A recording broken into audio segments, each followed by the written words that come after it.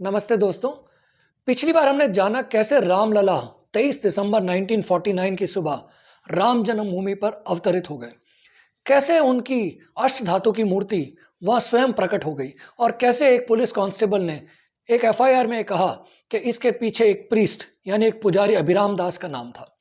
हमने यह भी जाना कि क्यों अयोध्या की जमीन विवादित थी। लेकिन क्या आप जानते हैं इस विवाद को सबसे ज्यादा तूल कब मिला? इसको तूल मिला कांग्रेस की पॉलिटिक्स के कारण। 1947-48 में भारत की आजादी के बाद जैसा हमने जाना, हिंदुओं ने कहना शुरू किया कि विवादित जमीन जिस पे मस्जिदें बन गई उन्हें वापस सौंपी जाए। इसी बीच में एक विवाद और चल रहा था। आज का जो उत्तर प्रदेश है उसे उस जमाने में यूनाइटेड प्रोविंसेस कहा जाता था। कुछ लोग चाहते थे इस यूनाइटेड प्रोविंसेस का नाम आर्यव्रत रखा जाए। आर्यव्रत वो इलाका जहां कहते हैं कि आर्य राज किया करते थे। यूनाइटेड प्रोविंसेस में कम्युनल पॉलिटिक्स अपने चरम पर थी। इस कम्युनल कॉल्ड्रन में नेहरू चाहते थे आचार्य नरेंद्र देव को वहां का प्रीमियर घोषित किया जाए।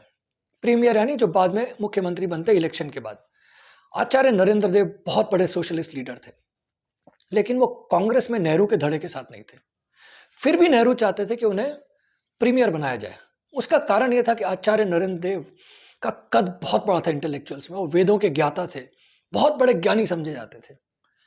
लेकिन आश्चर्य, नरेंद्र देव ने मना कर दिया। अब क्यों मना किया इसका कोई कारण नहीं जानता। ऐसा भी कहा जाता है कि नेहरू का संदेश शायद उन्हें पहुंचाया ही नहीं गया। खैर, नरेंद्र देव के मना करने के बाद गोविंद बल्लभ पंत वहां के प्रीमियर बने। 1948 में नरेंद्र देव ने फैजाबाद से इस्तीफा दे दिया। वो वहां के रिप्रेजेंटेटिव हुआ करते थे स्टेट असेंबली में। उनके इस्तीफा देने से उपचुनाव हुआ। नेहरू फिर भी चाहते थे कि नरेंद्र देव के सामने कोई भी कांग्रेस कैंडिडेट खड़ा ना करे। नरेंद्र देव कांग्रेस में नहीं थे, उनका सोशलिस्ट गुट टूट चुका था कांग्रेस से। लेकिन फिर भी नेहरू चाहते थे कि नरेंद्र देव चुनाव जीत जाए। लेकिन गोविंद बल्लभ पंत ने मना कर दिया। उन्होंने वहां एक बाबा राघव दास को टिकट देके कांग्रेस का प्रत्याशी घोषित कर दिया। और उसी दिन से शुरू हो गई हिंदुत्व पॉलिटिक्स। नरेंद्र देव के लिए कहा गया कि ये भगवान को नहीं मानते हैं, ये नास्तिक हैं। राघव दास ने कहा कि मैं बहुत बड़ा पंडित हूं।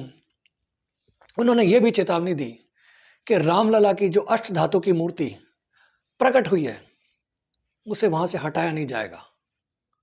इसके अलावा उन्होंने यह भी कहा कि अगर आप मुझे वोट देंगे तो इसका फायदा हिंदुस्तान को कश्मीर के मुद्दे पे भी मिलेगा। कांग्रेस के प्रत्याशी थे बाबा राघव दास और इनका समर्थन किया गोविंद बल्लभ पंत ने। नेहरू ने कहा यह क्या पॉलिटिक्स है हिंदुत्व की, इसको बंद करिए। उन्होंने जीबी पंत से यह कहा कि जो मूर्तियां वहां विराजमान करवाई गई है या हो गई है उनको वहां से हटाया जाए। लेकिन गोविंद बल्लभ पंत ने मना कर दिया और उन्होंने पूरा हिंदू कार्ड खेला उस इलेक्शन में। तो दोस्तों, इस तरह शुरू हुई अयोध्या में हिंदुत्व की पॉलिटिक्स, जिसकी शुरुआत की कांग्रेस ने, जिसके जनक थे कांग्रेस के तत्कालीन प्रीमियर बाद में मुख्यमंत्री बने गोविंद बल्लभ पंत। और फैजाबाद में महंत को सबसे पहले चुनाव लड़ाने का जो फैशन, जो ट्रेंड है, वो भी राघव दास के साथ कांग्रेस लेकर आई। ये पॉलिटिक्स जो थी हिंदुत्व की, ये जो पॉलिटिक्स थी एक बाबा को एक बड़े कद्दावर इंटेलेक्चुअल नेता के सामने लड़ाने की, ये बाद में Bharatiya Janata party brand politics की जनक भी मानी जाती है।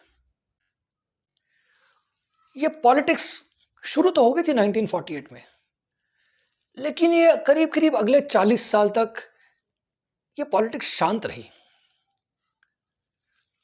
इसकी अगली श्रृंखला लिखी गई राजीव गांधी के प्रधानमंत्री काल में। और उसके पीछे सबसे बड़ा कारण था एक मुस्लिम महिला जिसका नाम था शाहबानो। शाहबानो का क्या रोल था? कैसे बाबरी मस्जिद, राम जन्मभूमि प्रांगण जो विवादित था, उसके ताले खोले गए, ये हम आपको बताएंगे अगली दफा। तब तक देखते रहिए हमारा चैनल I-24। नमस्कार।